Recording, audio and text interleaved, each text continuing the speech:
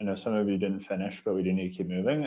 Ryan, if you're around, maybe you could have a look at Mary's machine. I did see that it doesn't look like the CSV is in the right spot. Every now and then, like very rarely, the data doesn't load properly, and maybe that's what's happened on your machine, Mary. I'm not sure. I'd have to poke around a little bit to see what's going on there. But we can help you with that during the next exercise if it doesn't get figured out. So I'm going to have a look at the next lesson here, which is writing data and basic troubleshooting. I just put the link into the chat. You're welcome, Mary. So in this lesson, we're going to add a writer, which is just like a reader, but on the other end. So it's an object that defines how to write data to a particular location. We're going to be doing Esri geodatabase for this one. We'll also show you in this lesson how to do some troubleshooting when things go wrong, because it's a pretty important skill to get to know with FME. So once again, I will demonstrate this quickly, and then I'll allow you to work through it during the exercise time. So I'm going to be adding a geodatabase writer.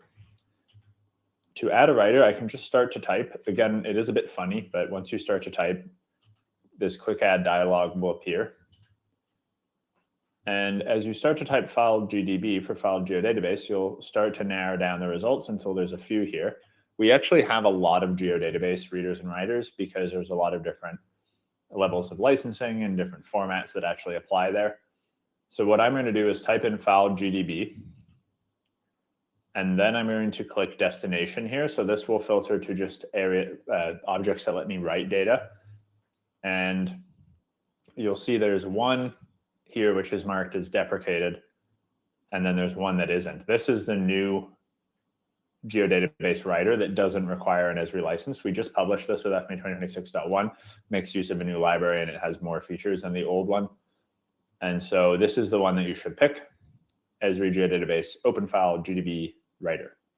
So I'll find that and then double click to add it, which will open the add writer dialog. If this looks familiar, it's just like the add reader dialog, except it's for writer. So what format do you want to write to, and where is the data set? This could include data sets that already exist, or in this case, it doesn't exist yet. So just pay attention. Everyone asks about this.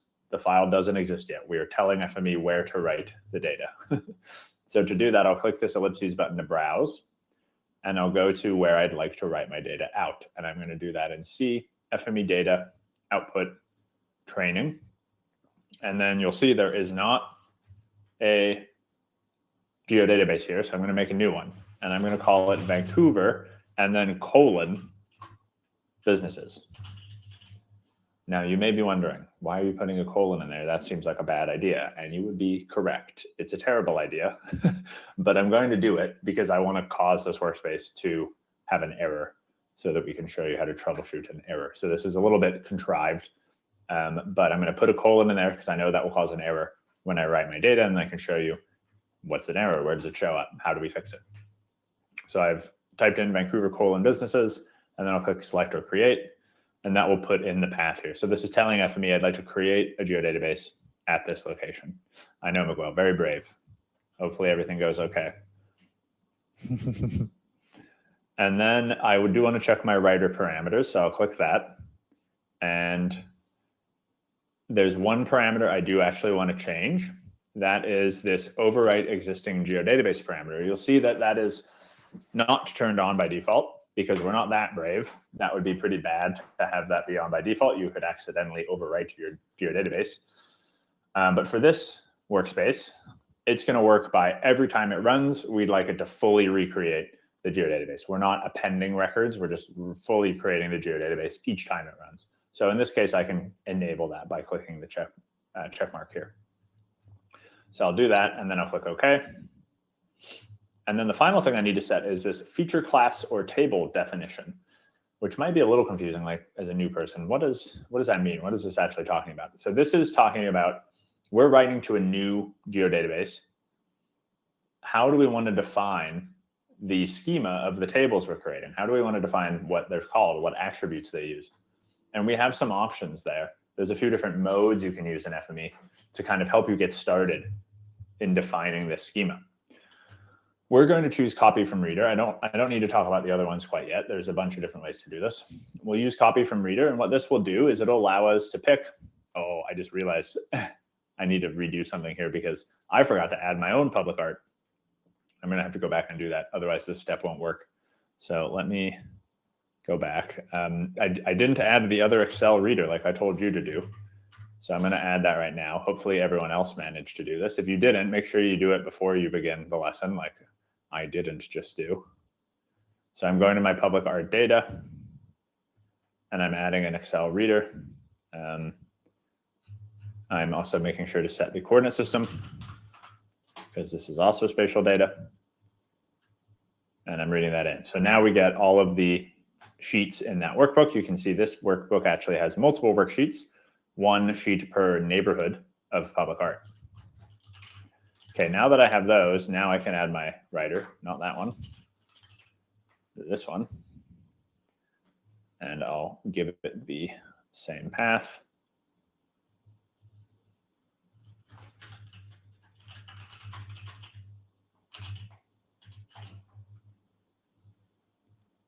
And then I'll select copy from reader. So as I was saying, what this does is this says when I create my writer, I'm going to be able to choose to duplicate any of these feature types on the writer. So I can say, oh, I just want to keep all of these as is and write them to a geodatabase. So I'll use copy from reader. So I'll do that. I'll click OK. It asks which feature types would you like to copy over to the writer. And for now, I'll do all of them. Though you'll see we'll actually edit these later, but it's a good starting point. So I'll click OK. And now I've added a writer, and all the writer feature types match the reader feature types. So these are the same names. They'll have the same attributes. You'll notice there are some slight differences, which we'll talk more about in a bit. But we've copied over that definition.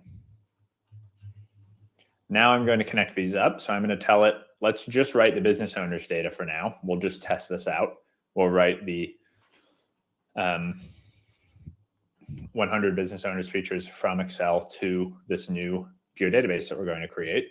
So I'll click and drag between these ports. I'll show you that again. I did it a bit fast. To connect objects in FME, you click on this triangle. This is what we call an output port. When you click and drag, you now have a connection line following your cursor. And if you let go over another port, it will connect it. So this is telling FME these 100 features get read from this feature type. They travel along this line. You can see 100 there tells you how many are traveling. And then they go into this writer feature type, which means they'll be written out. So in this case, that means that these 100 features will be added to a feature class or a table in the geodatabase called business owners. So that means that a feature type corresponds to a feature class or a geodatabase or a table in a geodatabase format. All right, so these are hooked up. Let's run them. Let's write these out. So I'll click run. My 100 features travel across. Oh, no, they don't. They stop. There's only one. What happened? There's an error. Christy, if you don't see 100, that might just mean you haven't run your workspace yet. It should show 100 if you have a cache, if you have this green icon and you've run your workspace. If it doesn't, maybe something has gone wrong. We can have a look when we get to the exercise. So I ran this, but there's an error. So it says error running translation. I can learn more about the error by clicking this button. And this filters my logs to only show the error messages, because you can see there's a lot of messages here.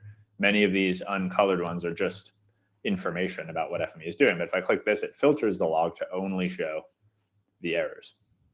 So what is the error? Can't create directory, and then the path that includes the colon. Please ensure the specified directory exists and is accessible. So it is, FME can create this directory, but it can create it if Windows doesn't allow it. And Windows does not allow, I mean, I don't think Unix does either, but Windows does not allow this colon in the folder name. So this is how you identify an error. You can click this, you can see the error, and then hopefully that's enough information for you to solve the problem. So now we know, oh, of course, I can't include a colon in my file path. So to fix that, we have to change the path that we're writing data to. To do that, I'll find my writer in the navigator. So that's over here. You can even click it to have it highlight what belongs to it to confirm. So this is my writer, the open file geodatabase writer. I can click this arrow to expand its parameters. So you know how we clicked that parameter button when we add readers and writers? If you need to change those again later, you can find them in here. One of them is, the very first one is always the path. So I can just double click this to edit the path. I'll go ahead and I'll just get rid of the colon and the businesses part. We'll just call this Vancouver .gdb. Windows should be okay with that. So I'll click OK once I've edited that path. Now I can click run again and try to write it out again, and let's see if it works this time. I'll click on my translation log to check, but it looks good. Translation was successful. So I was able to write this out. However, I do also have some warnings. So if I click that, some of these warnings I can ignore, but one of these, it says last line repeated 99 times. There's actually a lot of these. Open file geodatabase writer, unable to write geometry. No geometry will be written. So there's also another problem I need to fix in here. This one isn't severe enough to cause an error, but I'll briefly explain what happened. It's a little bit esoteric, but we have an Excel reader and we added a geodatabase writer. We told the geodatabase to copy the schema from the reader, and it did that. It made tables and attributes based on what how the reader was defined. The problem is that an Excel workbook can't define geometry for its objects. It doesn't have any understanding of what geometry is. FME actually created these points after the data was read. So the fact that there are points here is unknown to FME if it's just looking at the reader. And so when it copied that information over, the schema over, it didn't detect the presence of points. And so that means that our feature types here actually are explicitly saying we're writing no geometry features. We're going to write the data, but it's not going to have any geometry. So we need to fix that. And we can do that by double-clicking business owners, going to the user attributes tab, and then finding the geometry definition down here. It says no geometry. We're just going to change that to point, GeoDB point. So click OK. I'll run this again. And now I should have the successful translation and not a bunch of warnings. So you can see my warnings have gone away. I have actually written the points, and we'll confirm that by inspecting the points later. Okay, so that is write data and basic troubleshooting. Please go ahead and work on that, and let us know if you have any questions. We'll take about another 10 minutes for that, and let me know if anything comes up.